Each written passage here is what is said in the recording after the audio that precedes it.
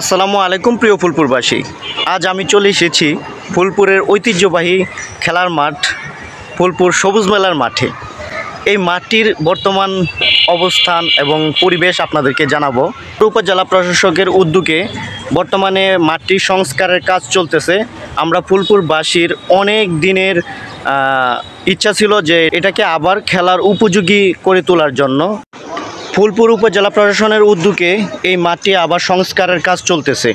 এই মাঠটি একেবারে নতুন করে নতুন আঙ্গিকে তৈরি করার ওনারা চেষ্টা করতেছে। তো এখানে খেলার এটা ফুটবল খেলার মাঠ এবং ক্রিকেট খেলার জন্য এখানে সুন্দর করে খুবই ভালোভাবে একটা পিচ তৈরি করতেছে। খেলার পরিবেশ এবং ওই প্রফেশনালিভাবে যাতে খেলা যায়। আগে এই মাঠটি সমতল ছিল না, এখন কিন্তু এই মাঠটি সম্পূর্ণ একেবারে সমতল হয়ে গিয়েছে। যেহেতু এটাকে সংস্কার করার কাজ করছে উপজেলা প্রশাসন, খুব সুন্দরভাবে এটা ওনারা চালিয়ে যাচ্ছে। আগে ফুলপুরে যত বড় ধরনের টুর্নামেন্ট হতো ক্রিকেট এবং ফুটবল, সব এই ফুলপুর সবুজ মেলার মাঠে অনুষ্ঠিত হতো।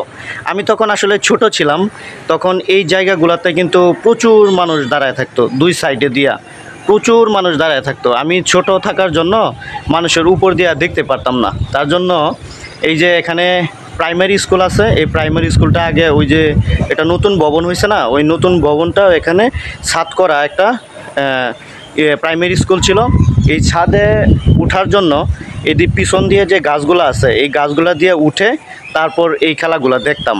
আর এই ফুলপুরের খেলাগুলা এতটাই জনপ্রিয়, যারা আপনারা আসছিলেন আশা খেলা টেলা দেখছিলেন, অবশ্যই ফুলপুরের মানুষ যারা তারা জানতে পারবেন যে তারা জানেন যে কি পরিমাণ এখানে খেলা হতো আর অনেক মানুষ আসতো। ফুটবল ম্যাচগুলো ড্র হওয়ার পর এখানে পেনাল্টি হতো। এই যে পিছনে আমরা দাঁড়ায় থাকতাম এবং পেনাল্টি দেখতাম। উৎসব জনতা যারা ছিল এখান থেকে পেনাল্টি দেখে দেখে আমরা খুবই আনন্দ পাইতাম। একটা গোলবার আর এখানে হয়েছে আরেকটা গোলবার। 26শে মার্চের অনুষ্ঠান এবং 16ই ডিসেম্বরের অনুষ্ঠান এই মাঠেই হয়ে থাকে। আগে এই মাঠে বৈশাখী মেলার অনুষ্ঠানও হইতো।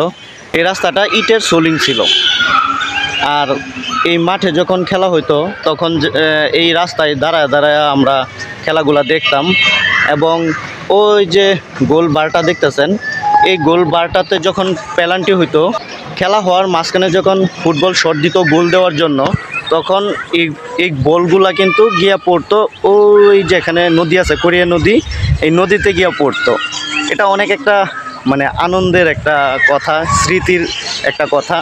এই মাঠেই কত অনুষ্ঠান হয়েছে, কত কিছু হয়েছে। আমরা এই মাঠের মাধ্যমেই কিন্তু সবাই বন্ধু বান্ধব সবাই একত্রিত হইতাম, একটা দিনের জন্য অপেক্ষা করতাম কখন 26শে মার্চ আসবে স্কুল লাইফে, কখন 16 ডিসেম্বর হবে, আমরা এখানে আনন্দ করব। এবং বৈশাখী মেলার সময় প্রচুর এখানে ঘোরাফেরা করতাম। 26শে মার্চ এবং 16ই ডিসেম্বরের যে অনুষ্ঠান হইতো, প্যারেড হইতো ওই যে ওইখানে যে জায়গাটা দেখতেছেন, ওইখানে মঞ্চ করা হইতো এবং এদিক দিয়ে র্যালি যাইতো। এদিক দিয়ে র্যালি গেলে আমরা কি করতাম, এদিক দিয়ে দাঁড়ায় থাকতাম। এই যে এই পাশে দাঁড়ায় থাকতাম, দাঁড়ায় দেখতাম, অনেক সুন্দর লাগতো। আবার অনেকে আবার ওই সামনে দিয়া এইদিকে দিয়া দাঁড়ায় থাকতো, রাস্তায় দাঁড়ায় দেখতো। এগুলা স্মৃতি, অনেক দিনের অনেক স্মৃতি। আমি অবশ্য আরেকবার এসে এখানে একটা ভিডিও করছিলাম যে ফুলপুরের সবুজ মেলার মাঠটি আসলে অনেক অবহেলায় অযত্নে পড়ে রয়েছিল।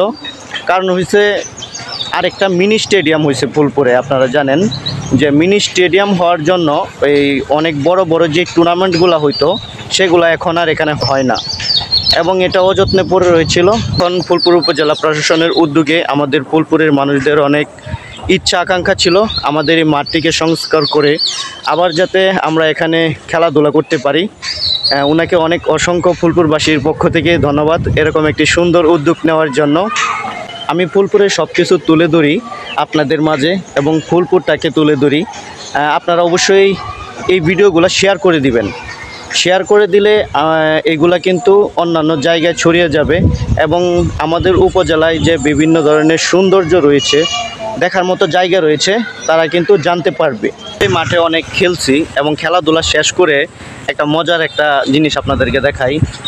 ওই যে জায়গাটা দেখতে পারতেছেন, ওই যে ওইখানে, এটা কিন্তু কোরিয়া নদীর একেবারেই পাশে অবস্থিত সবুজ মেলার মাঠ। এখানে যে সময় রোদে আমরা প্রচুর খেলাধুলা করতাম, খেলাধুলা করে একদম ক্লান্ত হয়ে যেতাম, ওই নদীতে গিয়ে গোসল করতাম। এই যে এই জায়গাটা, এটাকে সম্ভবত ছাত্ররা যারা আমরা ছিলাম, স্টুডেন্ট ছিলাম, বন্ধুবান্ধব ছিলাম, সবাই শান্তিনগর হিসেবে চিনতো। তো ওইখানে গিয়ে আমরা গোসল করতাম, ওখানে আড্ডা মারতাম। তো আজকের এই ব্লগটি এখানে শেষ করতেছি। আপনাদের যদি ফুলপুরের অন্য কোনো জায়গা দেখার ইচ্ছা হয় এবং কোন জায়গাটা দেখতে চান আমাকে অবশ্যই কমেন্টে জানাবেন। আমি চেষ্টা করব ফুলপুরের সকল ঐতিহ্য এবং দেখার মতো জায়গা আপনাদেরকে তুলে ধরার জন্য। আসসালামু আলাইকুম।